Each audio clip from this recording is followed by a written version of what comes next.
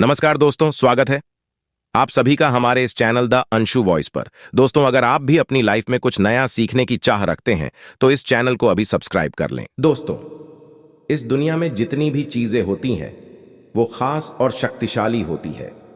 आपको बता दें, इसी प्रकार से मधुमक्खी का छत्ता होता है जिसको मधुमक्खी बड़ी मेहनत और परिश्रम से बनाती है। हिंदू पुराणों के हिसाब से मधुमक्खी के छत्ते में एक अलग ही दिव्य शक्ति और तांत्रिक शक्तियां छुपी होती है जिससे आप अपनी मनोकामना भी पूरी करवा सकते हैं। आपने बिल्कुल सही सुना, हिंदू पुराणों के हिसाब से मनोकामना पूर्ति के लिए मधुमक्खी का छत्ता सबसे ज्यादा शुभ माना जाता है, जो आपके हर मनोकामना को पूरा कर सकता है। चाहे जितनी बड़ी मनोकामना हो उसको आप लोग पूरा करवा सकते हैं सही तरीके का इस्तेमाल करके। मधुमक्खी के छत्ते का दोस्त हो। अगर आपके जीवन में धन की कमी है, गरीबी दलित करता आपका पीछा नहीं छोड़ रही है, शत्रु आपके पीछे पड़ा हुआ है, आपको मानसिक रूप से परेशान कर रहा है, तो दोस्तों अब आपको गांव बढ़ाने की जरूरत नहीं है। मधुमक्खी का छत्ता का इस्तेमाल करके आप धन की प्राप्ति कर सकते हैं, मनोकामना पूर्ति करवा सकते हैं, शत्रुओं का नाश कर सकते हैं, गरीबी दलित दरिद्रता से छुट्टी पा सकते हैं। उसी के बारे में सारी जानकारी आपको इस वीडियो में हम बताने जा रहे हैं। मधुमक्खी के छत्ते से जुड़ी हुई वो तांत्रिक प्रयोग कभी भी खाली नहीं जाते हैं जिनको सही तरीके से किया जाता है। निश्चित ही कितनी बड़ी आपकी समस्या हो, कितनी बड़ी आपकी दिक्कत हो, सबका निवारण आपको मधुमक्खी के छत्ते से मिल सकता है। दोस्तों, आपको मधुमक्खी के छत्ते के बारे में वो जानकारी और चमत्कारी गुण पता चलने जा रहे हैं जो आपको पूरे ब्रह्मांड में कोई नहीं बताएगा, लेकिन हमारे चैनल पर आपको सारी जानकारी मुफ्त में मिल जाएगी। इसीलिए आपसे सबसे पहले निवेदन है, कमेंट बॉक्स में हर हर महादेव लिख दें, ओम नमः शिवाय लिखें, ताकि भगवान भोलेनाथ का आपको आशीर्वाद मिल सके। वीडियो लाइक कर दीजिएगा, चैनल सब्सक्राइब कर दीजिएगा। दोस्तों, हमारे चैनल पर हिंदू पुराणों से जुड़ी एक एक जानकारी स्पष्ट रूप से लाई जाती है। अगर आप भी हिंदू पुराणों के बारे में एक एक जानकारी जानना चाहते हैं, चैनल सब्सक्राइब करना मत भूलिएगा। दोस्तों, सबसे पहले एक बात जान लीजिए, हिंदू पुराणों के हिसाब से मधुमक्खी के छत्ते में माता दुर्गा का वास माना जाता है। माना जाता है कि माता दुर्गा का वास मधुमक्खी के छत्तों में होता है। मधुमक्खी के छत्ते होते हैं वो मधुमक्खी बहुत मेहनत और परिश्रम से बनाती है। इसमें लाखों मधुमक्खियों की मेहनत लगती है। अब आप एक बात जान लीजिए, जिसे जगह दिव्य शक्तियां का वास होता है, मधुमक्खी छत्ते अपना वही बनाती है जैसे पेड़, घर, खाली कमरे जहां पर भूत पिशाच भी होते हैं, वहां पर भी मधुमक्खियों का छत्ता आप लोग पा जाएंगे। कई बार आपने देखा होगा, कई ऐसे खाली घर पड़े रहते हैं, वहां पर ऑटोमेटिक मधुमक्खियां जाती हैं, अपना छत्ता बनाकर वापस चली जाती है। इसका सिर्फ एक कारण होता है, दिव्य शक्तियां या ऐसी शक्तियां जो बहुत ताकतवर होती हैं। वहां पर मधुमक्खियां अपना जरूर बनाती है दोस्त हो। जिस प्रकार से कोयले की खान में हीरा पाया जाता है, उसी प्रकार से दिव्य शक्ति जहां होती है वहां पर मधुमक्खियों का छत्ता पाया जाता है। हिंदू पुराणों के हिसाब से साफ साफ कहा गया है कि अगर आपके घर में मधुमक्खी लगातार आ रही है, जा रही है आपके घर की छत पर, मधुमक्खियों ने छत्ता बना लिया है, तो समझ जाइए आपके घर में काला जादू हो रखा है, नकारात्मक ताकतें आपके घर में आ चुकी हैं। अब आपको सावधान होने की जरूरत है। दोस्तों, मधुमक्खियां अपना छत्ता इसलिए बनाती है ताकि आपको कष्ट से निवारण मिल सके। तांत्रिक ताकतों का आप लोग इस्तेमाल करके काला जादू, भूत प्रेत, इन सबको भगा सकते हैं। मधुमक्खी के छत्तों का आपको बस सही इस्तेमाल समझना होगा, जिसके बारे में हम आपको जानकारी देने जा रहे हैं। सबसे पहले जान लेते हैं तांत्रिक तरीके मधुमक्खी के छत्ते हैं।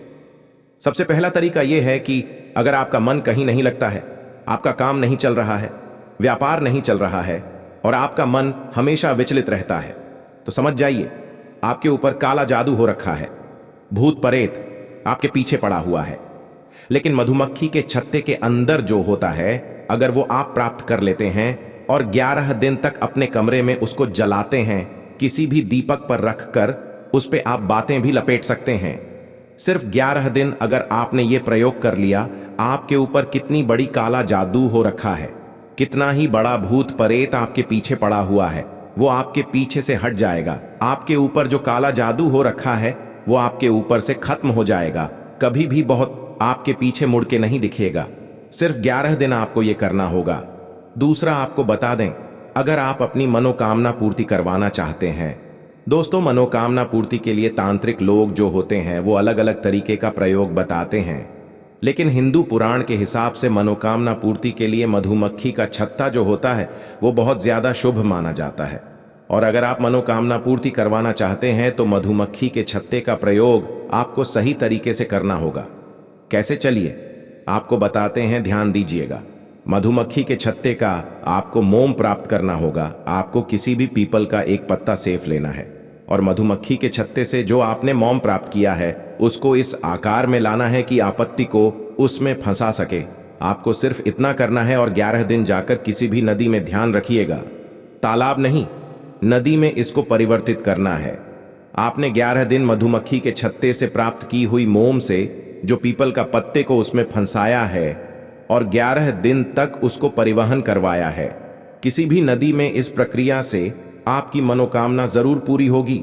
ध्यान रखिएगा, जब आप इस पीपल के पत्ते को और मोह को परिवर्तित करवा रहे होंगे, आंख बंद करके अपनी इच्छा जरूर बोलिएगा।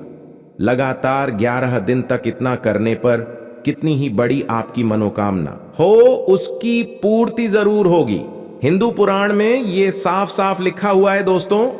ऐसी जानकारी आपको कहीं भी नहीं मिलेगी, इसलिए आप लोग इस वीडियो को लाइक कर दें और हमारे चैनल को सब्सक्राइब कर लें, क्योंकि हमारे चैनल पर आपको वो जानकारी मिलेगी जो आपको कहीं भी नहीं मिलेगी। आपका 1 रुपए खर्चा नहीं होगा और आपका सारा काम बनता चला जाएगा। दूसरा आपको बता दें, आयुर्वेद के ज्ञान में मधुमक्खी के छत्ते से जो शहद निकलता है उससे कई तरीके के रोग ठीक हो जाते हैं।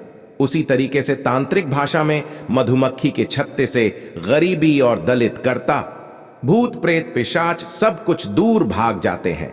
दर्द, अगर आप लोग लगातार कर्ज में डूबते चले आ रहे हैं, आपका पैसा रुकता नहीं है, आप लोग बहुत परेशान हो चुके हैं कि आखिर इस कर्जे को कैसे खत्म किया है, अब जो हम आपको तरीका बताने जा रहे हैं उसको बहुत ध्यान से सुनिएगा।